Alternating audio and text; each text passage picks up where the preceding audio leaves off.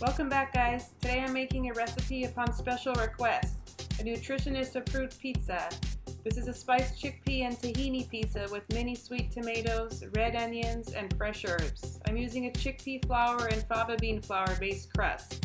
The recipe is oil-free, low in sodium, and the chickpea flour and fava bean flour mix makes for a tasty and crispy crust. So let's start by making our pizza dough. Add 1 3/4 cups of the fava and chickpea flour based baking mix to a large mixing bowl. And because we're not using wheat, we won't get gluten development. So let's add 1 tablespoon of xanthan gum. Then add 1 1/2 teaspoons of active dry yeast, 3/4 teaspoons of sugar.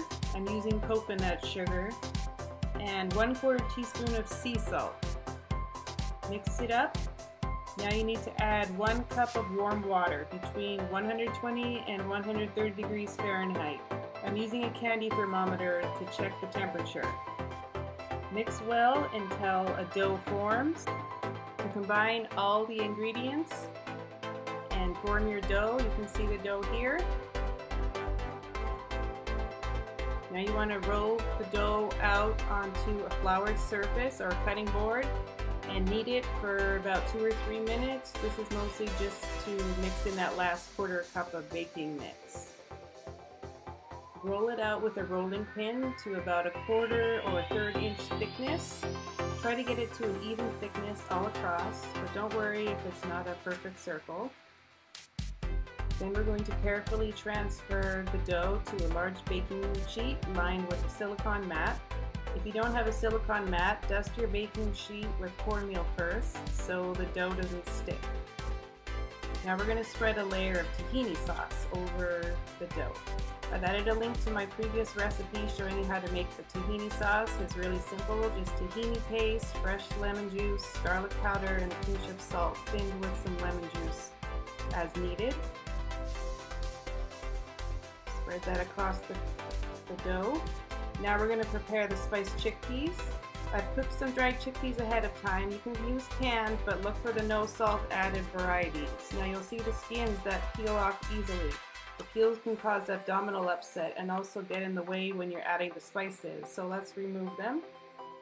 Add the chickpeas to a large bowl filled with water. Then rub the chickpeas in handfuls through your palms and the peels will start to come off easily. You can individually peel the stubborn ones, and this step makes a big difference. Rinse and drain the chickpeas and the skins to get rid of the top layer. You can see the skins floating at the top. You can dump those. Now let's add some spices. We have coriander powder, cayenne pepper, ground mustard, ground ginger, black pepper, garlic powder. The recipe and measurements are all in the description section below the video, guys. Now we're adding ground cumin, cinnamon, ground cloves. Trust me, guys, this will taste delicious. And finally, add some onion powder and paprika. You can use sweet or smoked paprika. I only have sweet paprika. Now mix the spices with the chickpeas, then pour the spiced chickpeas evenly over the pizza crust. You can see the layer of chickpeas spread across the pizza crust. Now add some diced or sliced red onions evenly across the pizza. Then add some sliced mini sweet tomatoes.